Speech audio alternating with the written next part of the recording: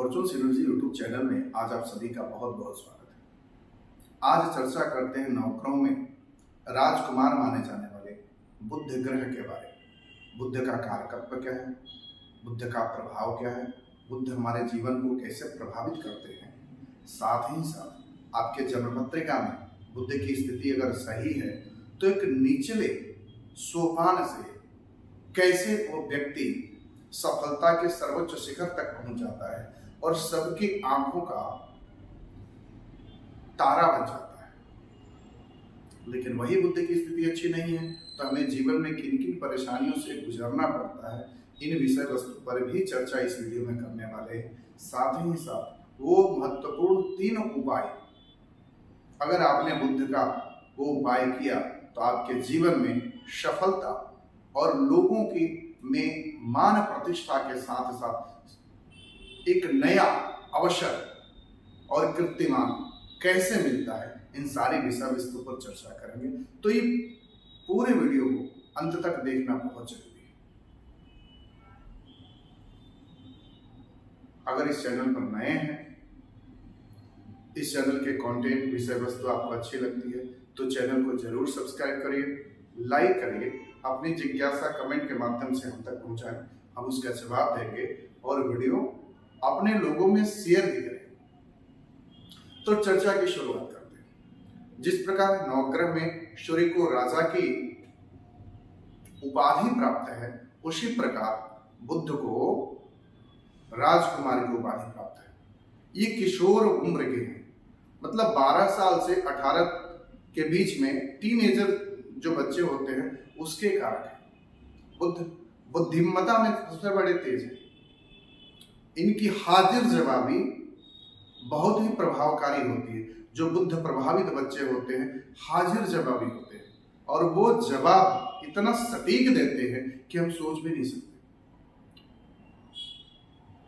बृहस्पति जहां गूढ़ ज्ञान और अध्यात्म के कारक हैं, बुध वही वो सारी चीज के कारक है। लेकिन बुद्धि में यही है कि अपरिपक्व बुद्धि के है, मैच्योर बुद्धि इनकी नहीं। कब कहां क्या बोलना इनको नहीं आता, लेकिन हास परिहास माहौल में एक नया ऊर्जा डालना, लोगों को हंसाते रहना, ये इनका कारकत्व है। ज्योतिष में बुध 3 नक्षत्र के मालिक कहे गए। पहला नक्षत्र है अश्लेषा, दूसरा ज्येष्ठा और तीसरा रेवती। 2 राशियों पर आधिपत्य है इनका, पहला मिथुन राशि और दूसरा कन्या राशि। कन्या राशि इनकी मूल त्रिकोण राशि मानी जाती है।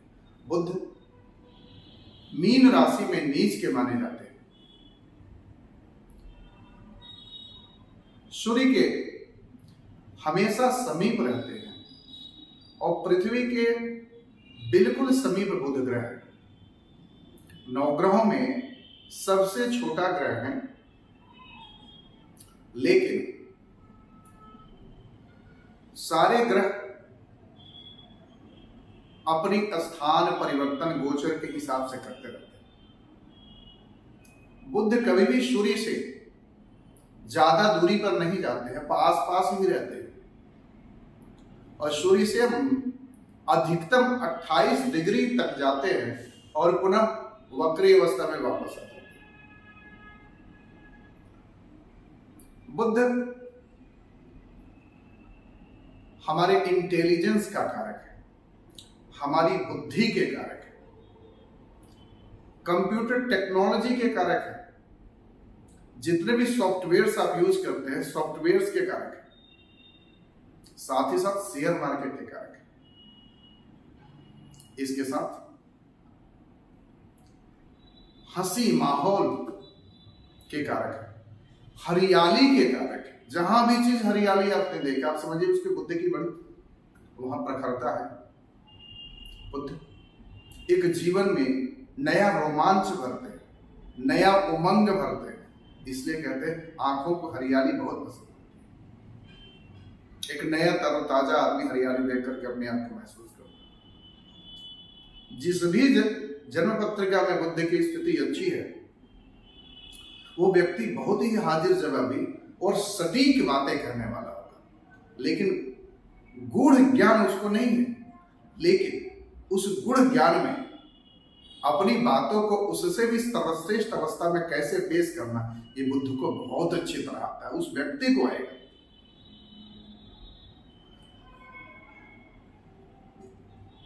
बुद्ध सूर्य के साथ जब बैठते हैं तो बुधादित्य योग लगाते हैं, जो एक तरह का बहुत ही सर्वश्रेष्ठ ज्योतिष योग है। पंच महापुरुष योग में एक योग आता है भद्र योग। बुद्ध भद्र योग बनाते हैं, हमारी जन्म पत्रिका में एक तरह का प्रमुख योग है।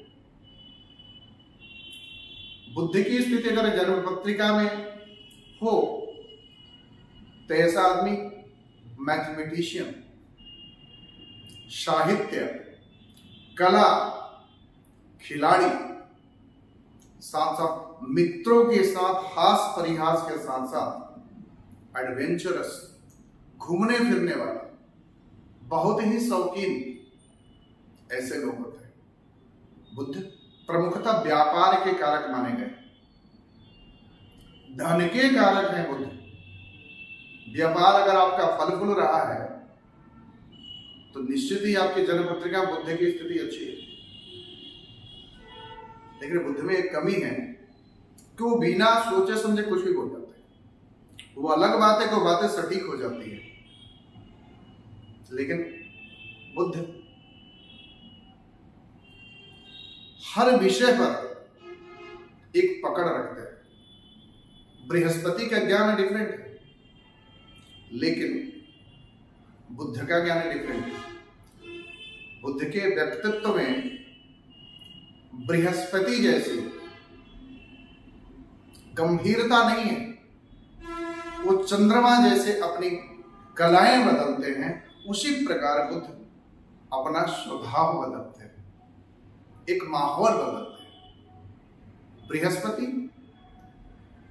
गंभीर माहौल में रहते हैं, गूढ़ चिंतन करते हैं, जबकि बुद्ध हास परिहास में सब कुछ सीख जाते हैं और सब कुछ सटीकता के साथ बता देते हैं। तो जो भी व्यक्ति व्यापार में अच्छा होगा तो समझिए बुद्ध की उसकी कृपा है। वाणी के कारक माने गए हैं बुद्ध। जन्म पत्रिका में तीसरा घर कम्युनिकेशन का है। हम जिससे या इस दुनिया से अब कैसे कम्युनिकेट करते हैं उसके कारक माने गए हैं बुद्ध। अगर आपकी जन्म पत्रिका में अच्छे हैं तो ऐसे व्यक्ति बातों के धनी हों, इनकी बातों की फ्लो और बातों की शैली बता देगी